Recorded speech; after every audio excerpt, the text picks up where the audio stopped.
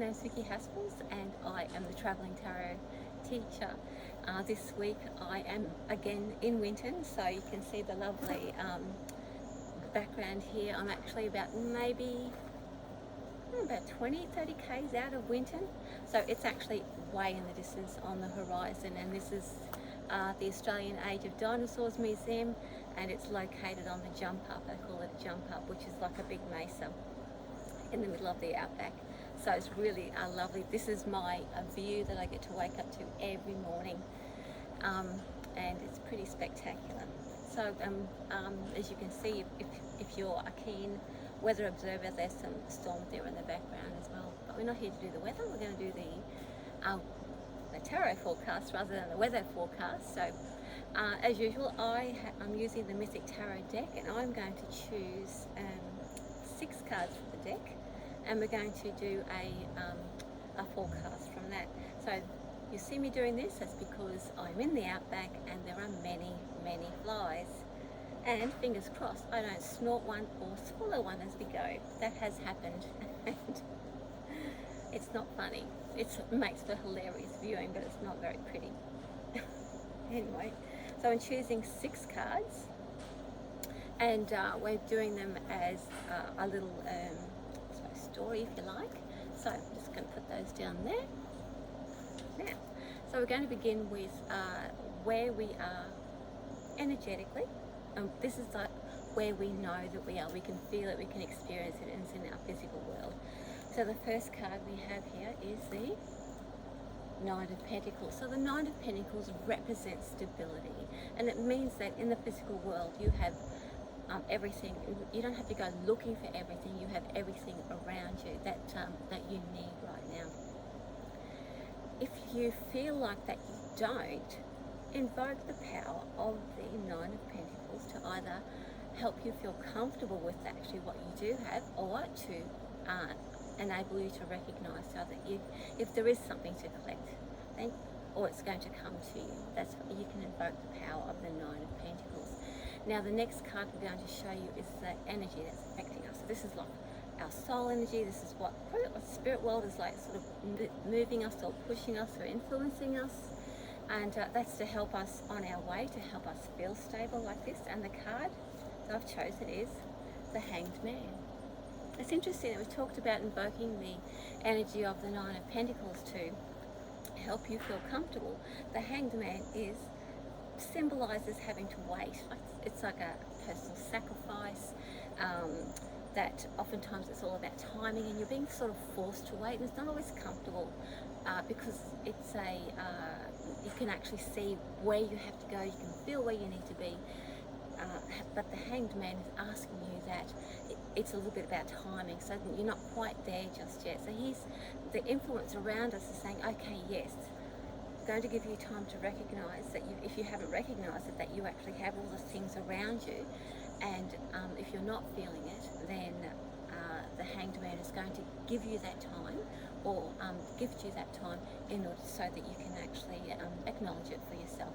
And even if you think, I still need this, this and this, the Hanged Man is going to help you stay in one place until you recognize or understand that you don't actually need those extra things, that you can actually make do with what you've got. And that doesn't mean to say that you can't build on it.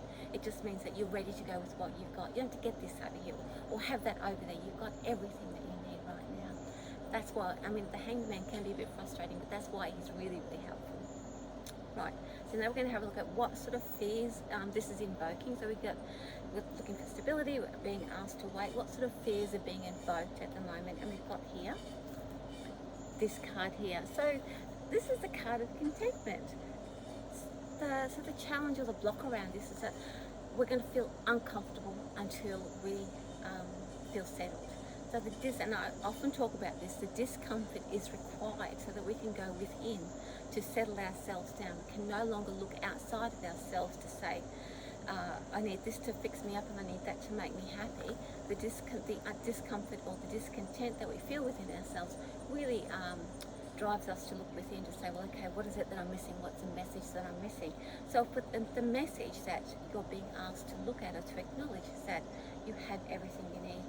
I mean, how often have we heard ourselves say, I'm going to do this, but until I get A, B and C, I can't really do that. Like, you know, I can't really do that because I don't have enough qualifications, I don't have enough material. And so the Hanged Man is going to hold us in place until we understand that we actually have, we are enough. And the discontent, which is the opposite of this card here, is going to direct us to look within, so that we can, that's where we get our information from, rather than having to look outside of ourselves, because so we are enough and we have enough. Okay, so what will our responses be? So this is the next card we're looking at. Oh, look at that. Oh, look at that.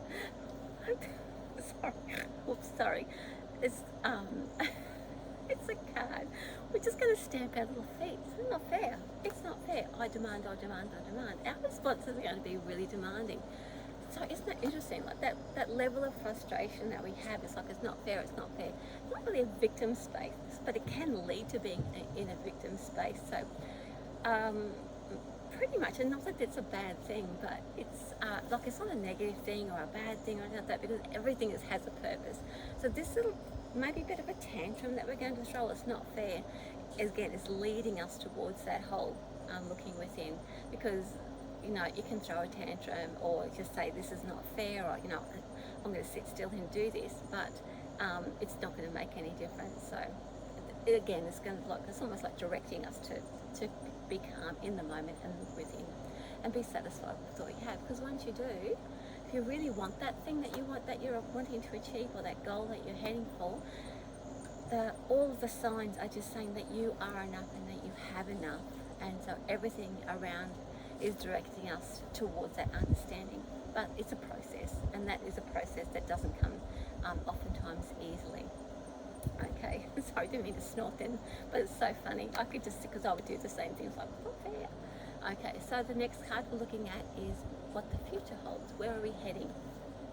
Oh, this card's come up a couple of times. So we've got the Moon card, which means that our future means that the Moon card introduces us to that space called the void, which means that it's the space that we sit in, and we trust that what we're needing and what we have is enough. It allows us to feel comfortable in that space.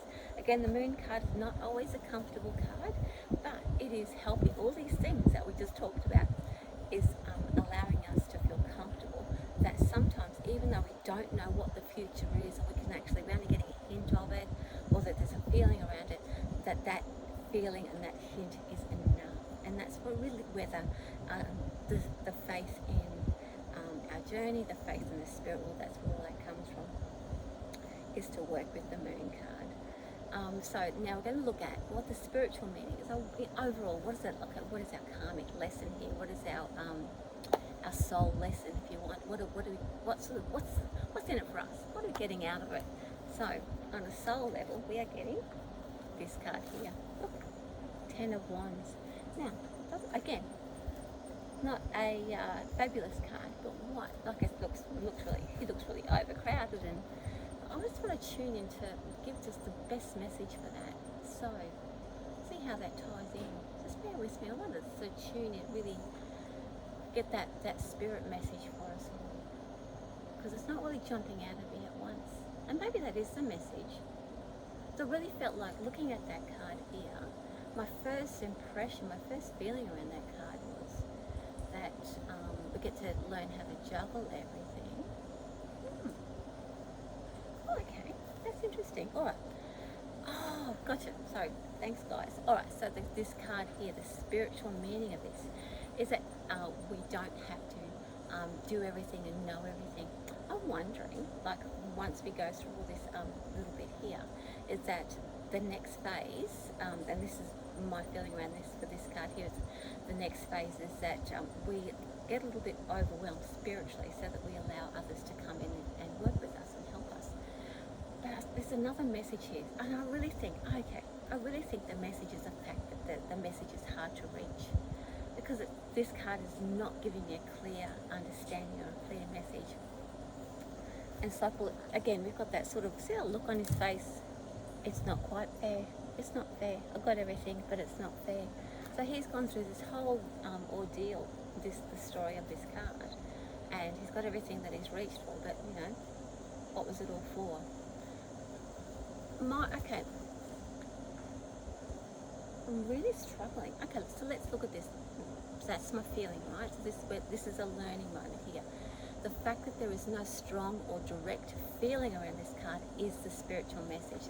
There is no strong, direct, to understand spiritually that sometimes we don't get the absolute answers about everything, and sometimes it does feel overburdening. But, and to spiritually, when we feel overwhelmed, when we feel overburdened, I don't know about you guys, but I know for me, it gets too much, it stresses me out, it brings about the anxiety. Again, I always go within, because that's where my connection is, that's where my answers are, and that's what all of these cards are directing us towards. Again, there's no direct answer, there's no direct message around this. It's just like, I've got all this stuff, I've got all these things to do, or I want to do all this, I've had this goal, I've got all these jobs to do, but there's no reason, there's no message, and there's no rhyme and reason why it's not working out for me. So it's being comfortable with the fact that sometimes the messages or the karmic understanding or our soul wisdom is that it's not time to know, and we're not meant to know. And sometimes it's really comfortable if you can be comfortable with the fact that we don't know, or that you don't know, and that's where that trust comes in, that eventually you will know. And when the time is right, you will know when you are able to move forward effectively. It's no good having all the answers when you don't have either the facilities or the depth of understanding around it, or the resilience to actually move in on it. And again, that lends itself to another lot of frustration. So the whole of this week is a little bit uncomfortable, but at the end of the day, we are sitting in that we are enough, and we have everything that we need. And everything that comes after that, all the discomfort, all the tantrums, all the feeling overwhelmed, all of that uncertainty, everything is to direct us back in towards ourselves, to know that we are enough and that we have enough. And as I said, like, what I do is I like to do a little bit of meditating or deep breathing, and connecting to my heart, or connecting to that soul part of me, just going really deep down inside. And when I can feel comfortable, then I know that everything's okay, rather than letting my mind chase off, or trying to work out what's going on. I just go within, take a few deep breaths until I feel calm again and comfortable. Anyway, I'll leave that with you. It's interesting, isn't it? I'd love to see how the week turns out. But anyway, thanks for joining me. I will see you next week with love from me, and that is for week beginning February 15th. Okay, goodbye with love from me. Bye.